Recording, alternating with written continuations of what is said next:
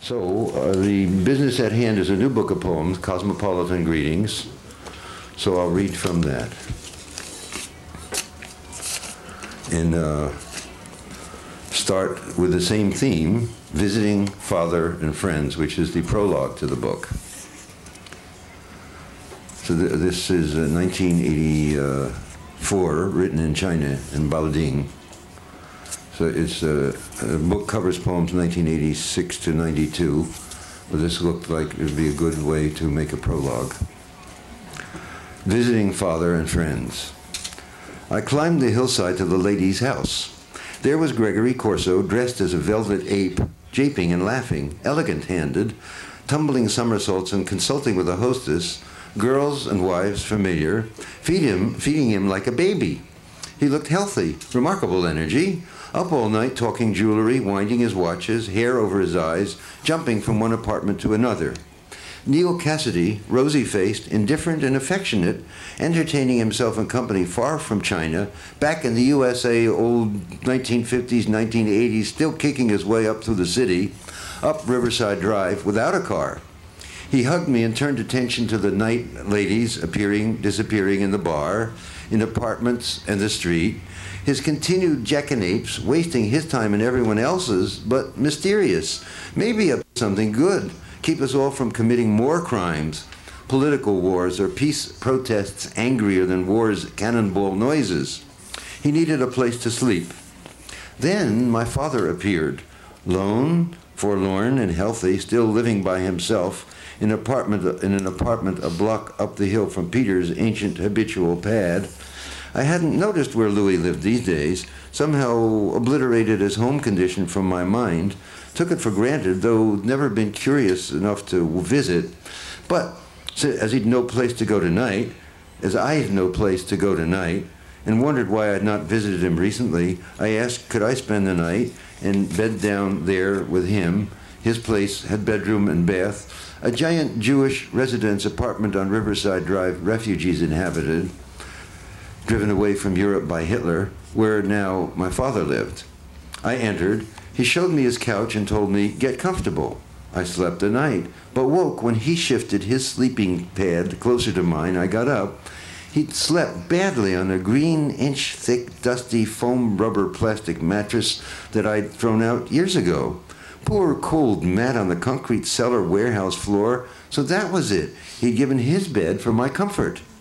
No, no, I said, take back your bed. Sleep comfortable, weary, you deserve it. Amazing you still get around. I'm sorry I hadn't visited before, just didn't know where you live. Here you are, a block up street from Peter, hospitable to me, Neil, Gregory, and girlfriends of the night. Old sweet bohemian heart, don't sleep on the floor like that. I'll take your place on the mat and pass the night okay. I went upstairs, happy to see he had a place to lay his head for good, and woke in China. Peter alive, though drinking a problem. Neil was dead more years than my father Louis, no longer smiling alive. No wonder I'd not visited this place he'd retired to a decade ago. How good to see him home and take his fatherly hospitality for granted among the living and dead. Now, wash my face, dress in my suit on time for teaching classroom poetry, 8 a.m. Beijing, far round the world away from Louis's grave in New Jersey.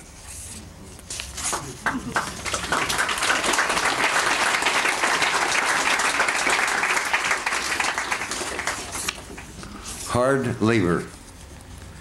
After midnight, 2nd Avenue horseradish beef at Kiev's wooden tables, 2nd Avenue. The kasha mushrooms taste good as Belarusa used to when my mama ran away from the Cossacks 1905. Did the 5-year plan work? How bad, Stalin? Am I a Stalinist? A capitalist? A bourgeois stinker? A rotten red? No, I'm a fairy with purple wings and a white halo translucent as an onion ring in the transsexual fluorescent light of the Kiev restaurant after a hard day's work.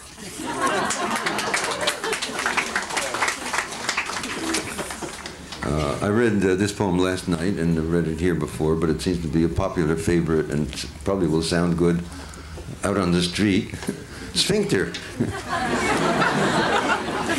I hope my good old asshole holds out.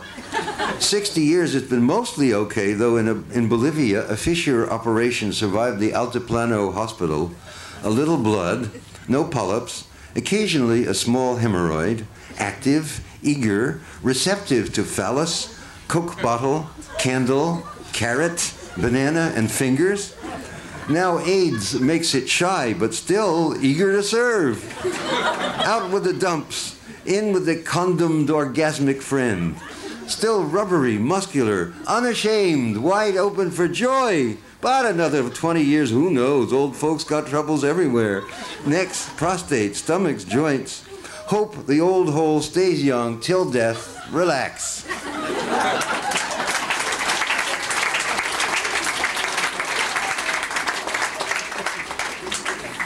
London Dream Doors. On London Tavern's wooden table, been reading Kit Smart. God sent him to the sea for pearls, till eyes heavy must sleep. So went upstairs to my boarding house room. Yet the tall dark boy that lived across the hall just got under covers in a high captain's bed, but left his door wide open. His room furnished mahogany, oak crowded to the closets. I gazed. Alas, he was handsome, older than my choice of flesh-smooth boyhood. The lad had dark eyes, long limbs, a little hair on legs and chest, a little beard and smile.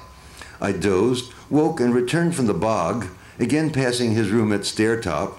He lay in bed, eyes open. I paused, then turned aside, through his door, an embrace before going to sleep in my own solid room I'd rented, first night in this odd town. I'd come to teach a few strangers love and poetry, so cast myself on his chest for a hug, good night, a second surprise like father-son, sweet dreams.